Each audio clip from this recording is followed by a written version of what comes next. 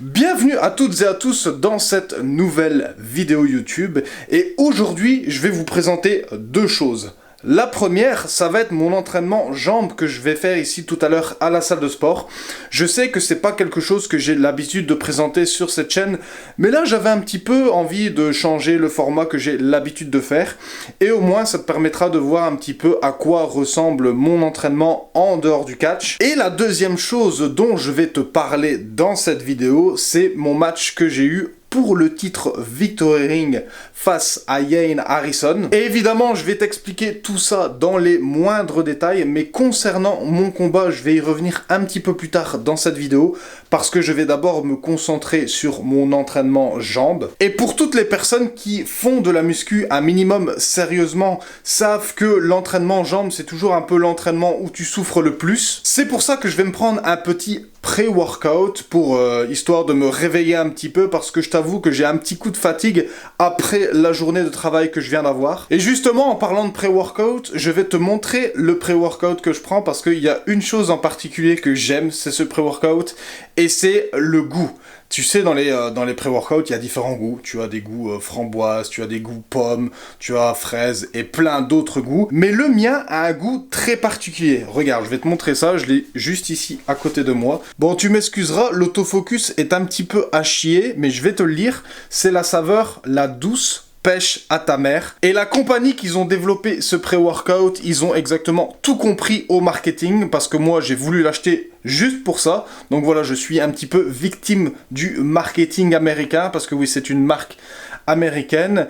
Et oui, effectivement, ça goûte la pêche. Mais la pêche à ta mère, je sais pas. Enfin, prends ça un petit peu comme tu le veux, je sais pas trop comment t'expliquer. Et bien sûr, j'ai mangé aussi quelque chose avant de aller m'entraîner. En rentrant du travail, je mange toujours un petit snack pour avoir quelque chose dans le ventre, parce que moi, je n'aime pas m'entraîner le ventre vide. Donc maintenant que tout ça a été fait, je vais pouvoir me préparer pour aller à la salle de sport. Et on se retrouve juste après ma séance pour te parler de mon combat que j'ai eu à Victory Ring.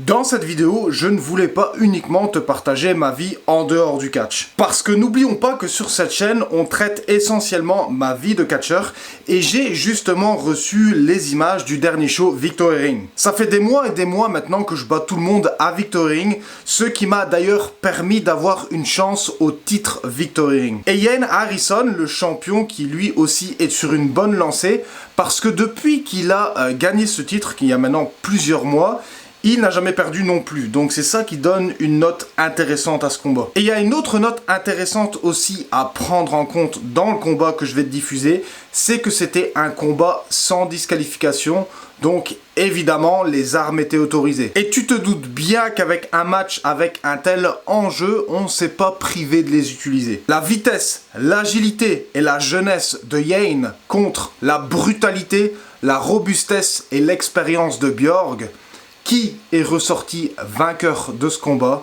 c'est ce que je vais te partager là, maintenant, dans les images que je vais te diffuser.